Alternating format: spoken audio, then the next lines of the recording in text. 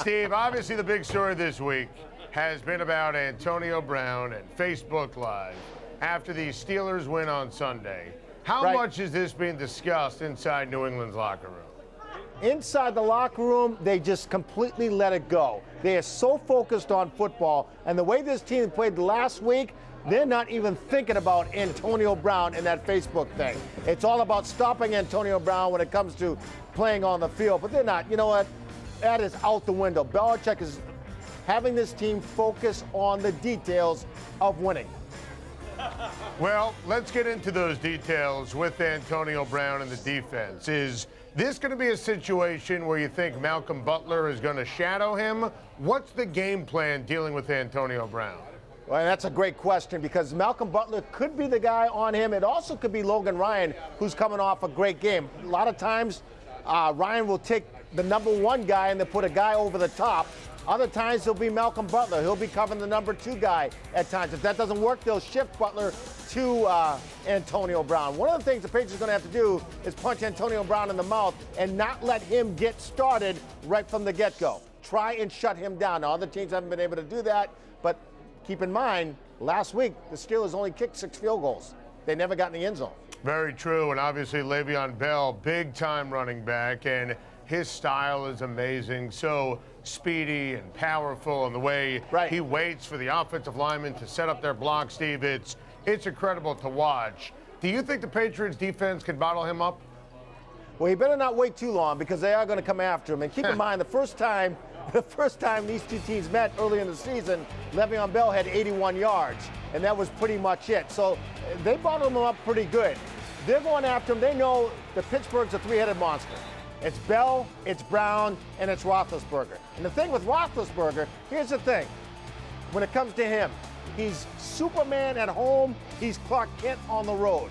At least that's how Patriot fans are looking at him. Inside the locker room, they have all the respect for Ben Roethlisberger. As they should, and I've been screaming all week. This Patriot defense is great, and it's so underrated. And Steve, it drives me crazy when the media elite is trying to tell me, oh, they haven't beaten any good quarterbacks. You play who's on the schedule. I mean, that notion is absurd. It's a joke. How do you rate and rank this defense? Well, they got better as the season went along. At first, they were lacking in turnovers. Now they're causing turnovers all the time. And think about the Rutgers trio. Just last week, they had three picks, 3 turnovers there. Matt Patricia is the Patriots defensive coordinator, and he's got these guys rolling. He's got these guys very confident. They're going to come after Ben Roethlisberger. There's a way to tackle Ben Roethlisberger. You can't hit him high. So these guys have been practicing. They know mentally they got to get to Roethlisberger low, and that's what they plan on doing. This Patriots defense has gotten better with time, and they're coming off a pretty good game. The defense is anyway. And great points on Devin McCourty and Logan Ryan. I agree with you completely. And look, last week, obviously not Tom Brady's best playoff performance, but as we discussed to start the show, listen, the postseason, it's Tom Brady's time to shine. So what do you think we're going to see out of Tom Brady on Sunday? What you're going to see with Tom Brady on Sunday is what you saw with Tom Brady at the podium the other day. He is very, very focused, very businesslike, very focused. Some people wonder if he was sick. I'm not so sure if he was sick. I'll tell you one thing. He knows he didn't have a good game the week before. He wants to come in and shine in this playoff game. And, and with the running game, that's hopefully going to help out. It will open up the receiving core. He's got his receivers healthy again, except for Gronk. We all know about Gronk. He's out for the year. But other than that, these guys want to step up big for Brady. Dion Lewis got the bulk of the work out of the backfield for New England, Steve, last week. Dangerous. Well, do you think that's going to be the game plan again? We talked about Dion Lewis earlier in the show, receiver out of the backfield, running the ball, special teams.